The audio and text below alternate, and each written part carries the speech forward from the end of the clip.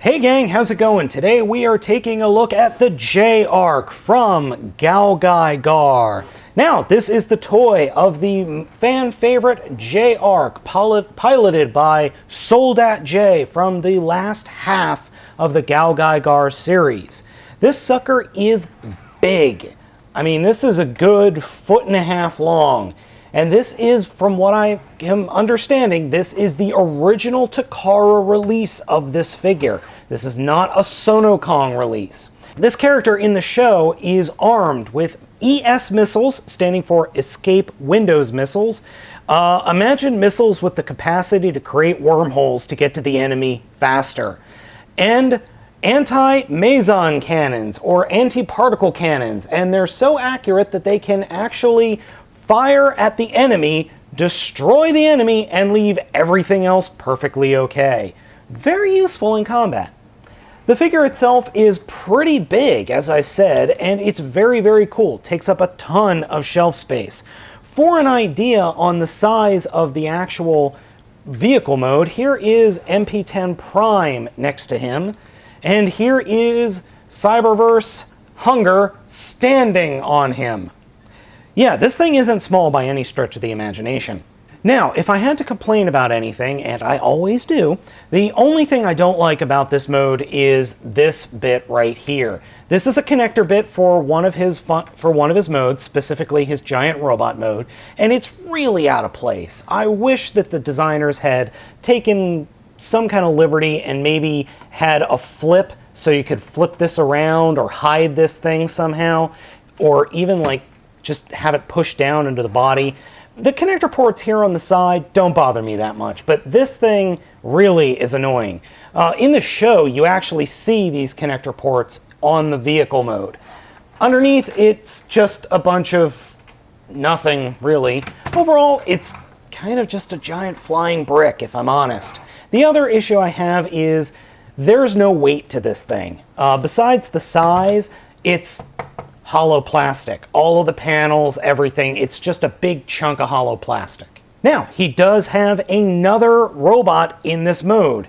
The cannons and the control tower split off and plug out into J-Bird.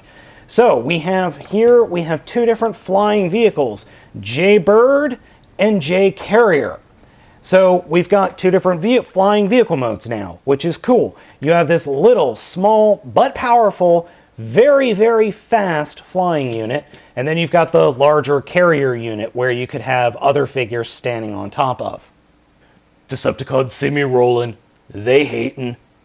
J-Bird himself has his own robot mode that is formed by taking the cannons and folding them down to form legs, and then fold some skirts down. Flip out the feet, then come up to the top here and fold up the actual control tower and snap that into place to form the head, and flip down some arms. In robot mode, J-Bird looks pretty cool, if a little bit off in proportion-wise. He really doesn't have much of a torso to speak of, but in the show he looks much, much cooler. Now in the show he can deploy plasma swords and giant plasma wings that look like peacock wings. Yeah, we're not getting that here in the toy, sadly. It would be nice if that was an extra, but it sadly is not. Size comparison again, we got MP10 Prime here.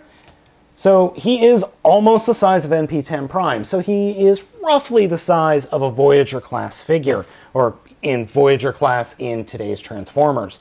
A very nice little figure, pretty cool. Now he does have a mode where he does kind of a half transformation with the J-Ark, with J-Carrier, that's called J-Ride, and it's pretty silly. So we'll return his legs to the J-Bird mode, and yeah, I know, J-Bird, that sounds silly. So we have what's called the J-Ride here. He gives up the maneuverability of his J-Bird form, but he gains the overall power and awesomeness of the J-Ark. So this is J-Ride. He's pretty much just rolling here. Oh, this looks so silly.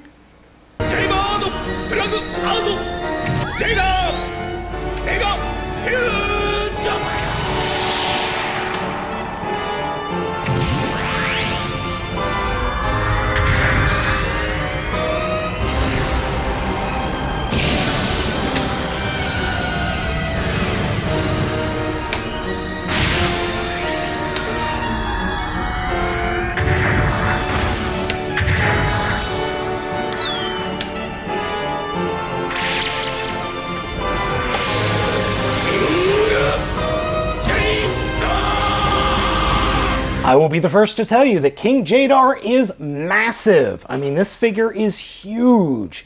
MP10 Prime, here we go. He's twice as big as MP10 Prime. And GaoGaiGar only comes up to about here on him.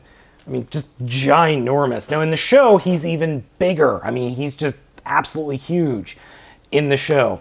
Overall, the robot mode is impressive, but not nearly as impressive as he is in the show. In the show, he's just 10 times as cool. Poseability-wise, he does have articulation in the shoulders and in the elbows, and that's it. Weapon-wise, he has his ES missiles still. He has his Mason cannons in this mode, anti-Mason cannons, and then he has Maser cannons in his fingertips, and his ultimate attack, the J-Quaff, or Quaff. I don't know how you pronounce that. I'm not really good at that pronunciation. But this thing fires out and becomes a firebird of death and destruction. And core stealing goodness. Come at me, bro. Overall, this thing is a pretty darn impressive set and well worth the coin if you can find him. Complaints in robot mode? Well, not much. The only thing I've got to complain about are these pieces sticking off of his legs. I would much rather that they fold up somewhere. That would be much appreciated, but oh well. The other thing I don't like is I wish he had some hip articulation. His legs don't split apart, and I wish they did, but they don't. They're just fused plastic. Oh well. As I said, overall, he is pretty cool and very, very intimidating. I do like him a lot, and as I said, if you could get a hold of him for a decent amount, I would pick him up, just to add him to your Brave collection. So guys, I hope you've enjoyed this look at King J-Dar, and I will catch you next time.